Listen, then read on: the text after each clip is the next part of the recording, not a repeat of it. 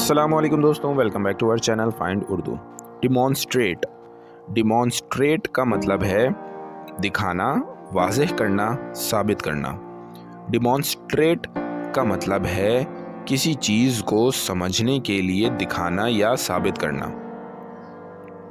جب کوئی شخص پریکٹیکل طریقے سے کوئی کام دکھاتا ہے تو اسے ڈیمانسٹریٹ کہتے ہیں۔ یہ لفظ اکثر ٹیچنگ، پریزنٹیشنز اور پروٹیسٹس میں یوز ہوتا ہے۔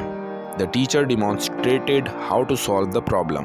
استاد نے مسئلے کو حل کرنے کا طریقہ دکھایا۔ تو دوستوں، ڈیمانسٹریٹ کا مطلب ہے کوئی چیز دکھانا یا ثابت کرنا۔ یہ اکثر ٹیچنگ، پریزنٹیشنز اور سمجھنے کے لیے یوز ہوتا ہے۔ امید ہے آپ کو ڈیمانسٹریٹ کا مطلب سمجھ میں آ گیا ہوگا۔ ملتے ہیں نیکسٹ ویڈیو میں۔ شکریہ۔